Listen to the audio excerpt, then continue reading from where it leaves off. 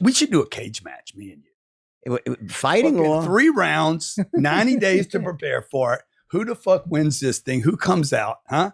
Dude, you don't the sound Wolf like of Wall Street. Dude, you don't sound like you're really into sales, though. You don't seem to. I don't know. You don't seem to have the passion for sales, though, buddy. What's up, you guys? Welcome back to my channel. If you're in real estate or if you're in sales and you want to grow your business, start now by subscribing to my channel, hitting the notification bell so you never miss one of my training videos. So today, you guys, I've got something super, super special for you. I've got Grant Cardone versus Jordan Belfort, the Wolf of Wall Street, going head to head, really going back and forth in literally an argument on who is the better sales trainer. If you haven't seen this interview before, it is absolutely mind-blowing what they say to each other. It's crazy. And before I watched this video, I was a fan of Grant Cardone's. But I gotta tell you, after watching this entire thing and after you watch this video, I don't know. I just don't know anymore. He says and does some things that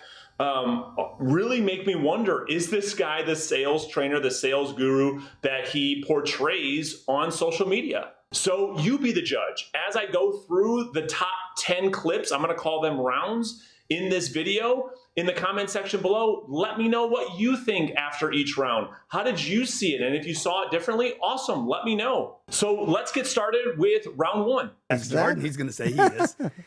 You know, listen, I honestly think that I love to sell. Yeah. But one thing I realized pretty quickly is I'm even better at training salespeople than I am at, I'm a great salesperson, but I really excel at it. Something about, I love doing it. Like when I don't like sales at all. I love.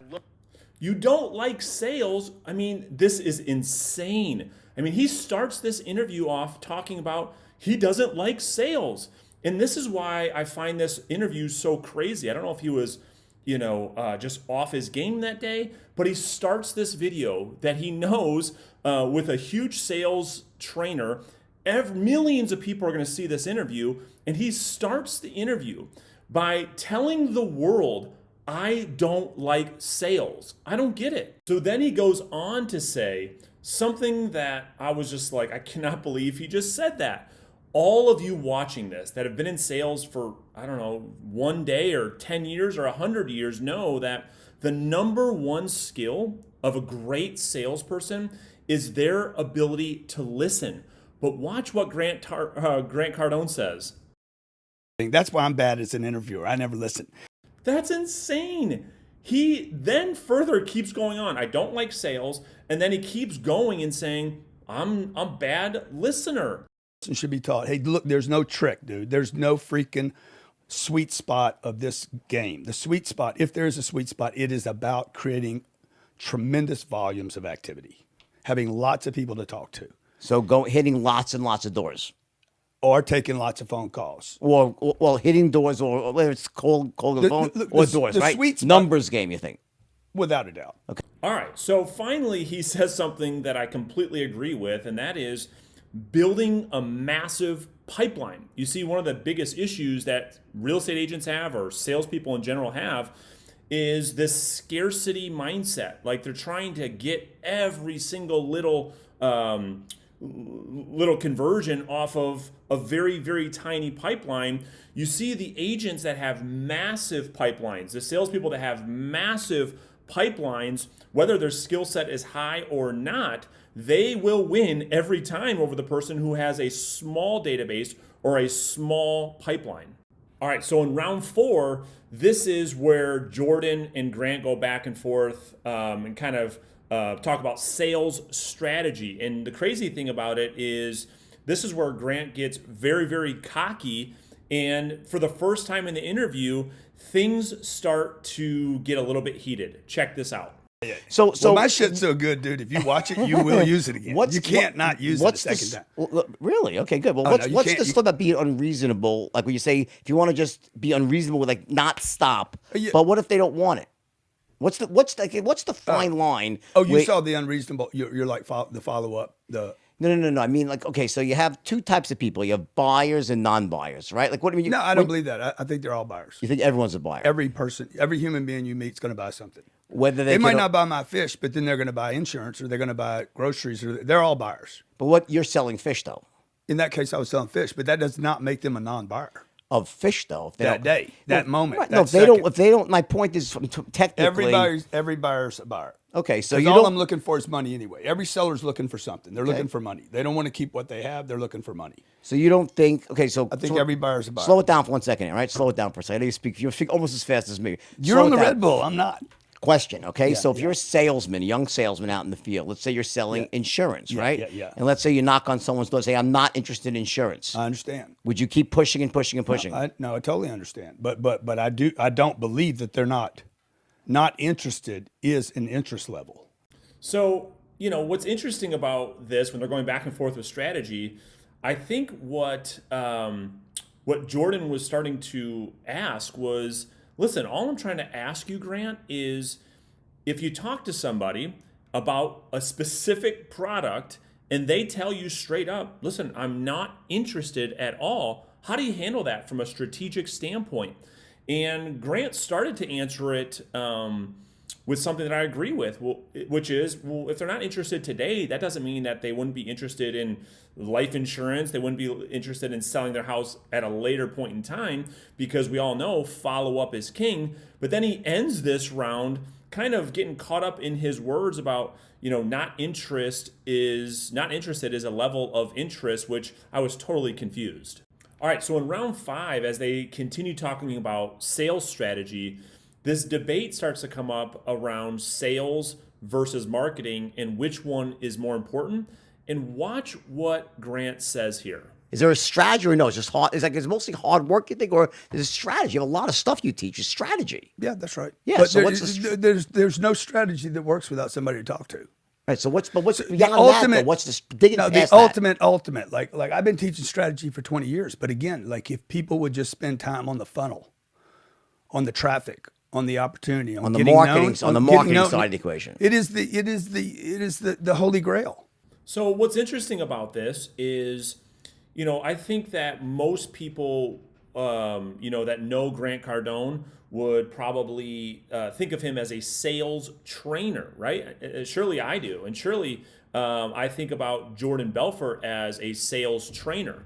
So what's interesting about this round is, for the first time really that I've ever heard Grant say, is, Jordan's talking about sales strategy. Like, what's the strategy when it comes to sales? And Grant talks about marketing being more important than sales, which is a highly debatable topic. All right, so in round 6, Jordan starts to fight back, and he finally gets Grant to agree with something in this interview. Check this out. Right, but listen, in all due respect, buddy, I've trained millions of salespeople. Millions. And I have. And I just know, and I've trained all types. And I know that. How'd you train them, though? What? How'd you train them? Doesn't matter. The From points stage? Yeah, it matters. It matters. No, it because doesn't it matter. matters whether it works or not. No, I've trained in my own business and from stage as a consultant. The point is that my opinion is human beings are human beings, and people, the average salesperson, that if you leave them to their own devices, they will tend to stay too long on a call because they don't want to pick up the phone and dial the next They one. won't make a call. Exactly. No, if you get them to make calls, but they'll still stay too long, so you want to rein them in. So they finally agree to something, and both of them agree, and I agree. You see, what a lot of salespeople do is exactly what these guys are talking about, and that is this whole thing around call reluctance and not wanting to make the next call if they get somebody on the phone that is polite, that they want to talk to. It's the whole thing I call the Mirage of Hope. What does that mean? Simply put, the salesperson has these good conversations and they don't want to let that go, because if they hang that phone up, then what do they have to do? That's right. They've got to make another phone call and maybe deal with more rejection. So in this part of the interview, Grant almost loses his shit. Check this out.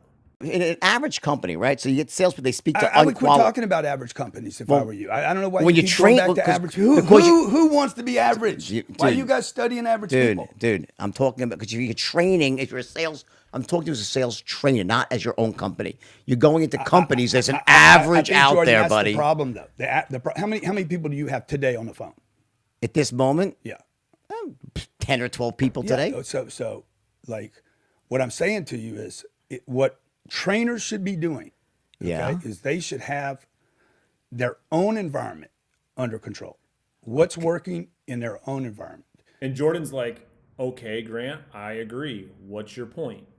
So in round 8, they start to shift gears a little bit and start talking about advice for salespeople that are in slumps, and we've all been there. But the advice Grant gives, I've been thinking about this for literally 2 or 3 days as I've been making this video, and for the life of me, I can't think of why he would give this advice. It's crazy. Take a listen. So, like, what is a sales guy, a young guy who's struggling? What would be the first thing you'd say to a guy, struggling salesperson? Help somebody else, maybe. Maybe if you're struggling so bad, don't work on your own deals right now. Go help somebody. Like anytime I had a struggling slump, automobile salesman. I had a slump. Okay. I had a slump. First thing I do with a slump, the thing that has never let me down is helping somebody else. In what sense? Meaning Help another salesperson. Hey, Jordan, I'll help you on your deals. Got What it. do you want for that? Nothing. Okay. Just give me the list of people you talked to yesterday, because I'm fucking up my own deals. Okay. Just give me your list. I'll call them. What do you want for it? Nothing, dude. All I'm trying to do is get out of my slump, bro. And I'll try shit with your customers that I won't try on mine, because I'm desperate with mine. This is absolute insanity to me. I think that Jordan caught Grant off guard here. You saw him as he responded to that question of, hey, what advice would you give someone that's in a sales slump? And I think he totally made this up on the spot, because let's be honest, if you're rocking and rolling with your sales business and things are going really, really well, and the dude across the hall that's plummeting, that's doing completely terrible, comes over to your office and says, hey, Bob, give me your entire list. I'm in a slump. Let me call all of your prospects. I mean, what are you going to say to that guy? You're going to be like, dude, no way. Why would you give up your prospects? Why would a thriving salesperson give up their prospects to a salesperson that's in a slump? I don't know. I can't make sense of it. All right, so in the next round, they start talking about phone versus door knocking, and I completely agree with what Grant says here. How about when in terms of like the phone, use the phone versus door knocking? Which do you like better? Phone's definitely senior. Phone's the better one. Phone's senior, because I can talk to more people. Like, he's spot on here, right? I mean, there's a lot of debate around, hey, is door knocking better? Is phone prospecting better? And in my experience, the phone has been far outweighs door knocking, and Grant nails it. It's because you can talk to so many more people on the phone versus walking around door knocking. So these last 2 parts of the interview, this is where I lose a lot of respect, and I'm just keeping it real. I lose a lot of respect for GC because what he talks about as far as NLP, and then the last bonus round, which you're about to see in just a second, I mean, it's unbelievable he said this out in the public. So check this part out. What do you? It's you, getting you through. made fun of her of NLP, right? Neuro-linguistic pro. I heard someone say. I just got to know. I don't think much of any gimmicks. Like NLP gimmick. Yeah, totally. I've never had an NLP salesman work for us. Like, Well, I don't know if there are NLP. they've never been. I don't know what an NLP salesman look like. It's not. I don't either. I know guys that are like, hey, I'm doing LM. Good. They never work. They never. They're never. Have you studied it at all? No. As a sales trainer, as a sales guru, whatever you call yourself, Graham, and you are hammering NLP so much, and then at the end of this round, you go on to say, he talks about, no, I've never researched it ever. I don't know anything about it. I mean, man, that is so bad. Neuro-linguistic programming is a super powerful way of communication, and the fact that he's a sales trainer, a sales guru, and knows nothing about it. I mean, man, my BS radar starts to really go off the radar here. Okay, so this is it. This is the last part of the interview, and oh my gosh, I wish he doesn't say what he's about to say, because like I said at the beginning of this video, I was a big Grant Cardone fan, and when he says what he's about to say, makes me question everything about the dude. Check this out. How many people are actually making money in their environment? You know this as well as anyone. There's a lot of fucking guys out there saying they're this and they're that, and they ain't nothing at home. There's no business. There's no P&L. There's no expenses. What do you mean? I'm confused. They're training from this. They're speaking. I referenced this earlier. I mean, sales trainers. You mean speakers? Speakers, business experts. Yeah, right. Okay. Speaking experts. Right. Gurus. Okay. That are like talking about how to do X. And they've never really done it. And ain't themselves. nobody at home, bro. They ain't no X at home. Right. Okay. And so this is really frustrating for me, because I was that guy, and I referenced this earlier. I did this from 32 to probably probably 10 years of my career where I was like, what am I Speaking doing? about stuff you really didn't know about. No, Grant, you just not say that for the whole world to hear. This dude just goes on this huge interview with the Wolf of Wall Street talking about, dude, for 10 years, I was on stage talking about a bunch of stuff that I didn't know anything about. I just wanted to make money from it. And I mean, I just lost so much respect for Grant after he said this, because with all these fake coaches and fake gurus, and to find out that Grant comes on Jordan's podcast and admits that he faked it for so long, man, I wish he just wouldn't have said that. All right, so there you have it. That's the entire the entire interview between Grant Cardone and Jordan Belfort. And I got to be honest, I think Grant Cardone got exposed here a little bit. I think that the Wolf of Wall Street exposed Grant a little bit when it comes to real sales knowledge. And so, I guess I'll just leave you with this. Just be careful around who you're taking advice from, who's out there to really help you versus who's out there just to make money. And so if you like this video at all, make sure you hit that like button, subscribe to my channel so you can get all of my advice to grow your sales business, grow your real estate agent business. And in the comment section below, let me know what you thought of this interview. So that's it for this video. Thank you so much for watching, and I'll see you next time.